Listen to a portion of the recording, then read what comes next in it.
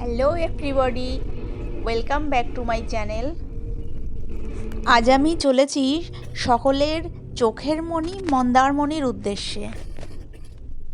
এখন আমি নেমেছি পূর্ব মেদিনীপুরের চাউলখোলা মোড়ে।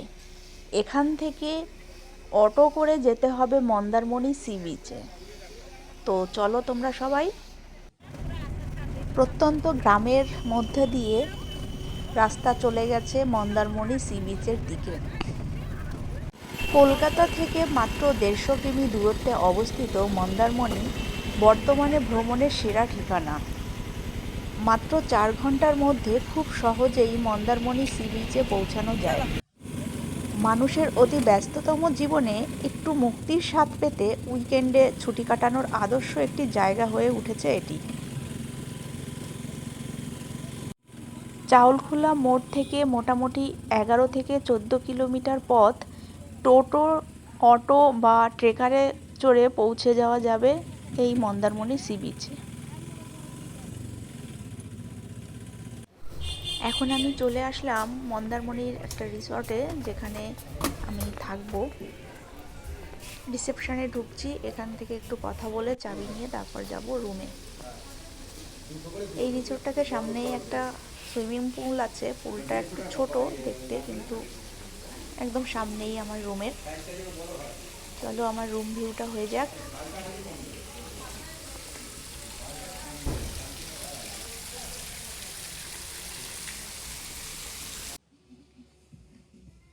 এ হলো আমার রুম, আমি যেখানে থাকবো।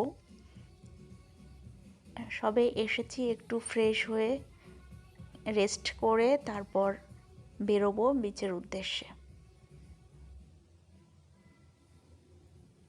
রুমটা বেশ ভালো, বেশ পরিষ্কার পরিচ্ছন্ন, গোছালো।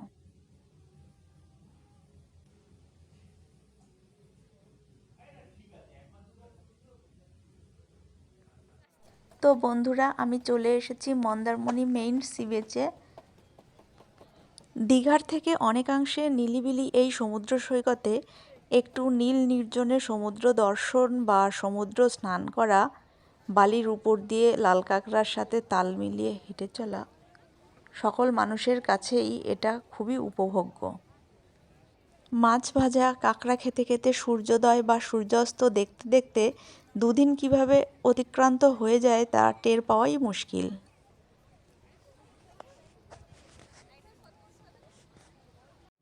তো বন্ধুরা, আমার এই ভিডিওতে তোমরা দেখতেই পাচ্ছ যে এই বীচটা উপভোগ করার জন্য কত মানুষের সমাগম ঘটেছে। প্রত্যেকের ট্যুর প্ল্যানিংয়ের লিস্টে তাই এই বীচটি রাখা যেতেই পারে।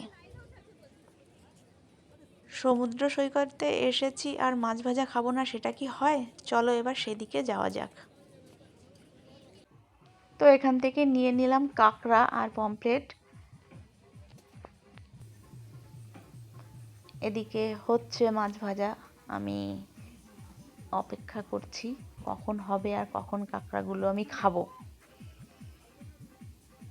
তো চলে এসেছে আমার মাছ ভাজা। সমুদ্র তীরে এসে এগুলো খেতে বেশ ভালোই লাগে।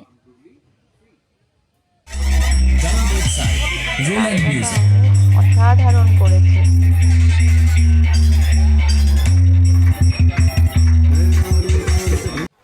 সমুদ্রে এসেছি আর জল উপভোগ করব না, সেটা কি হয়? মন্দারমণি বিচের পাশেই রয়েছে একটা সুন্দর মন্দির, মনসা মন্দির এবং কালী মন্দির। চলো এবার সেদিকে যাই। চলে এসেছি আমি মন্দিরের সামনে। এবার চলো একটু ক্লোজ করে দেখাই ভিডিওটা। চলো মন্দিরে কি কি ঠাকুর রয়েছে একটু দেখে আসি। ভীষণই সুন্দর মন্দিরটি, তোমরা কেউ এলে এটা না দেখে যাবে না।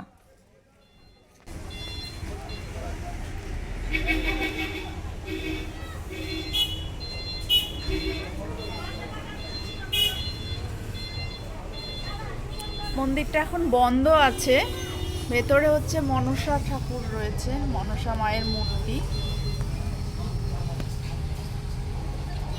গণেশের মূর্তি রয়েছে, কালীর মূর্তি রয়েছে, আর এরই পাশে আর একটা মন্দির রয়েছে। এখানে হচ্ছে মায়ের মন্দির এটা।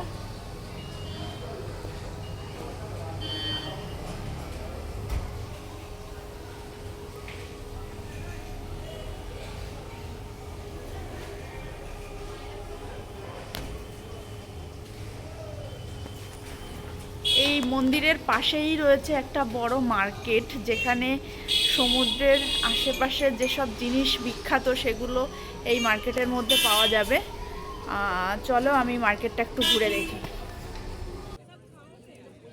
যে কোনো জায়গায় ঘুরতে এসে মেয়েদের পছন্দের জিনিস হচ্ছে এই সাজুগুজুর জিনিসগুলো বা ঘর সাজানো বিভিন্ন শোপিস। সমুদ্র তীরবর্তী এলাকায় এলে ঝিনুকের তৈরি জিনিস এবং ছোট ছোট কালারফুল স্টোনের তৈরি জিনিসগুলো প্রচুর দেখতে পাওয়া যায়। আর এই টুপিগুলো মানে হ্যাটগুলো ভীষণ বিখ্যাত সমুদ্র তীরের। সমুদ্রে ঘোরা আর একটা হ্যাট পরে ঘোরা, এটা না হলেই যেন নয়। তো দোকানগুলোতে ভালোই ভিড় রয়েছে লোকজনের, বিশেষ করে মেয়েদের। এই ব্যাগটা আমার ভীষণ পছন্দ হয়েছে, আমি তো এটা যে করে হোক নিয়েই নেব ঠিক। দেখছি কয়েকটা দোকান ঘুরে দেখছি, প্রায় সব দোকানেই এরকম ব্যাগ অ্যাভেলেবেল। আর এই পেন রাখার বক্সগুলো ভীষণ সুন্দর, এগুলোও নেব ভাবছি।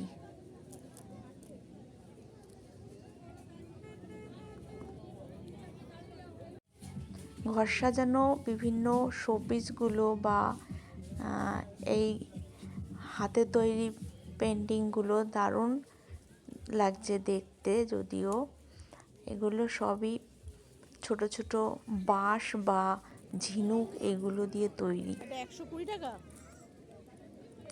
আচ্ছা, এটা আছে 120 টাকা। কি হ্যাঙ্গারগুলো।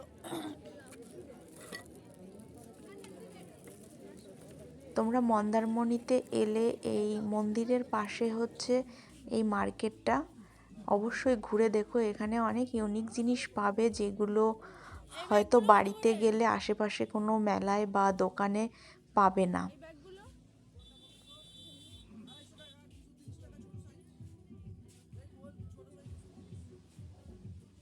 কাঠের তৈরি প্রচুর জিনিস এখানে পাওয়া যাচ্ছে।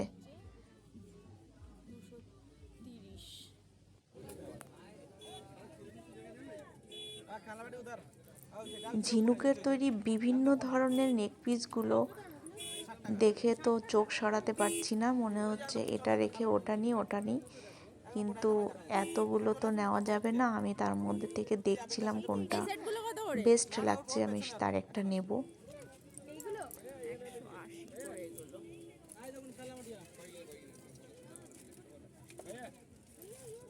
বিভিন্ন কালারফুল ঝিনুকের আছে, দেখতে ভীষণই সুন্দর। আর ছোট ছোট স্টোন। সি বিচ লাগোয়া এই মার্কেটটা খুব ফেমাস, আর এখানে প্রচুর জিনিস পাওয়া যায়। আমি হয়তো সব ক্যামেরায় দেখাতে পারছি না, তবে তোমরা যদি মন্দারমণিতে আসো এই মার্কেটটা অবশ্যই ঘুরে দেখো। এখানে প্রচুর জিনিস পেয়ে যাবে, ইভেন কাজু কিশমিশ এগুলোও পাবে এই মার্কেটের মধ্যে।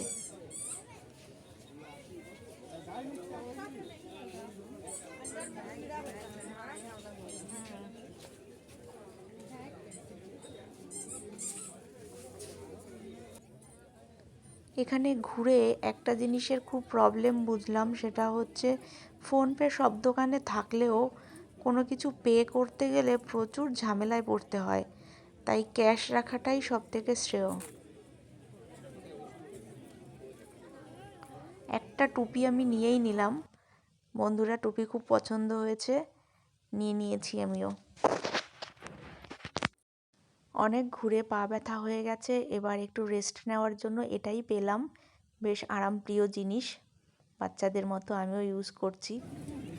আর সন্ধ্যা হয়ে গেছে, এখন রুমে ফেরার পালা। একটা ভুট্টা নিয়ে নিয়েছি, এরপর রুমে যাব।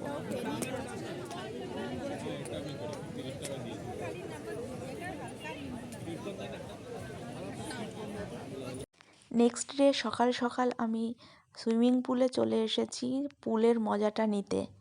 জলটা বেশ ঠান্ডা যদিও, কিন্তু অসুবিধা নেই।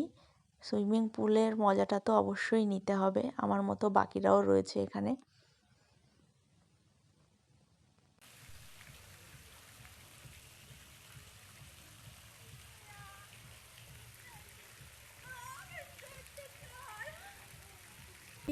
সুইমিং পুলে বেশ খানিকক্ষণ টাইম কাটানোর পরে এখন ফ্রেশ হয়ে পুরো রেডি, লাঞ্চ করব। লাঞ্চ করে তারপরে যাব লাল কাঁকড়া বিচে। চলো তোমরাও সবাই আমার সাথে। একটা অটো পেয়েছি, অটোটি আমাকে মোহনা অবধি পৌঁছে দিচ্ছে। তো চলো আমি এবার যাই মোহনাতে, মোহনা ঘুরে তারপরে যাব লাল কাঁকড়া বিচে। রাস্তাটা একদমই ভালো নয়, প্রচণ্ড জার্কিং, কিন্তু ঘুরতে এসেছি, ঘুরবো তো অবশ্যই।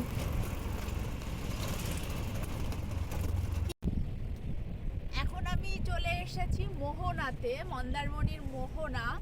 এখান থেকে যাব লাল কাঁকড়া বিচের দিকে। তো মোহনাতে এখন ভাটা চলছে, তো আশেপাশে কোথাও জল আর দেখা যাচ্ছে না, অনেক দূরে দেখা যাচ্ছে জলটা। এখন আমি চলে এসেছি লাল কাঁকড়া বিচে, কিন্তু লাল কাঁকড়া সামনের থেকে যতটা বোঝা যাচ্ছে মোবাইলে একদমই আমি বোঝাতে পারছি না, জুম করলেও সেটা আসছে না, দূরে দেখা যাচ্ছে। সামনে থেকে লাল কাঁকড়াগুলোকে যতটা স্পষ্ট দেখতে পাচ্ছি মোবাইলে এর থেকে বেশি আমি বোঝাতে পারছি না। পায়ের শব্দ পেলেই ওরা গর্তের মধ্যে ঢুকে পড়ছে, তার জন্য আমি আর ক্লিক নিতে পারছি না। কাঁকড়াগুলোর ভিডিও এর থেকে কাছে গিয়ে আমি আর নিতে পারছি না, কারণ ওরা গর্তে ঢুকে পড়ছে। দূর থেকে যদিও পিঁপড়ের মতো মনে হচ্ছে, অতটা ছোট নয়। তোমরা মন্দারমণিতে এলে অবশ্যই এই লাল কাঁকড়া বিচে এসো।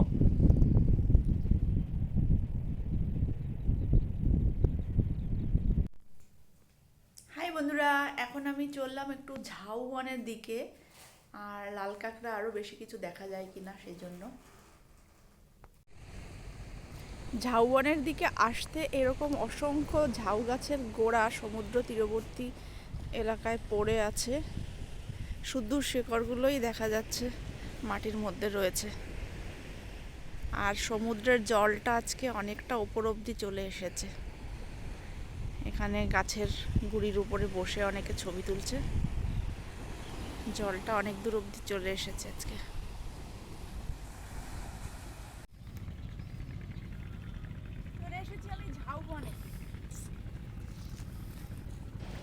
আরও একবার বলে রাখি এখানে পৌঁছানোর রুটটা, যারা প্রাইভেট কার বা বাইকে করে আসবেন তারা কোলাঘাট হয়ে কোনটাই থেকে চাউলখোলা মোড়ে এসে, চাউলখোলার থেকে একটা রাস্তা মন্দারমণির দিকে আর একটা চলে গেছে দীঘার দিকে, তো মন্দারমণির রাস্তাটায় ঢুকতে হবে।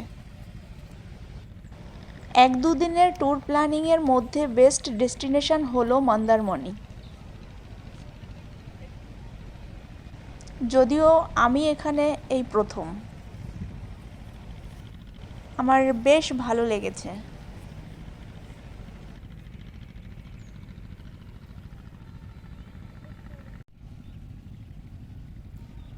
ওপারে দেখা যাচ্ছে তাজপুর, এই যে।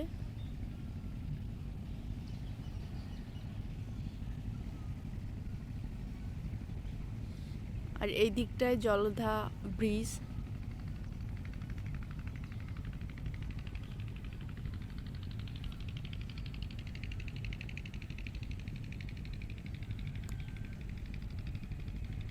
ঝাউ বাগানের অপরূপ সৌন্দর্য এবার তোমাদেরকে দেখাচ্ছি। তো ফ্রেন্ডস, আমার মন্দারমণি ট্যুরের ব্লগটা কেমন লাগলো সবাই জানিও, আর আমার চ্যানেলটা সাবস্ক্রাইব করো।